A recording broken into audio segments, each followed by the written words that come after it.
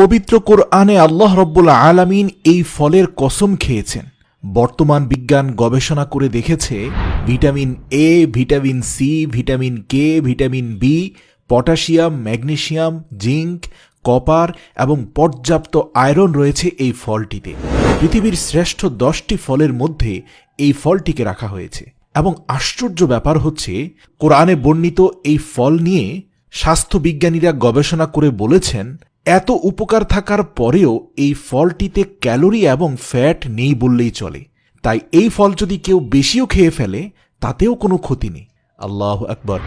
যারা ডায়েট এবং ফিট থাকতে চান, কোরআনে বর্ণিত এই ফলটি হচ্ছে তাদের জন্য সবচেয়ে কার্যকর ফল। আর পৃথিবীর সবচেয়ে উৎকৃষ্ট অ্যান্টিঅক্সিডেন্টের সোর্স হচ্ছে এই ফলটি।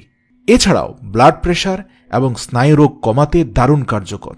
মায়ের বুকে দুধ উৎপাদনে এই ফলের জুড়ি মেলা ভার। পাইলসে ভোগা ব্যক্তিরা অসাধারণ ঔষধ হিসাবে খেতে পারেন এই ফলটি। গরুর দুধে যদি অ্যালার্জি থাকে, আপনি যদি গরুর দুধ খেতে না পারেন, স্বাস্থ্যবিজ্ঞানীরা বলছেন ক্যালসিয়ামের ঘাটতি মেটাতে আপনি কোরআনে বর্ণিত এই ফলটি খেতে পারেন। ডায়াবেটিক নিয়ন্ত্রণ, হাঁপানি রোগ, শ্বাসকষ্ট, ত্বক সমস্যা, চুলের রোগে এই ফলটি অত্যন্ত কার্যকর। গর্ভবতী মহিলাদের অ্যাসিডিটি নির্মূল করতে, গ্যাস্ট্রিকের সমস্যা নির্মূল করতে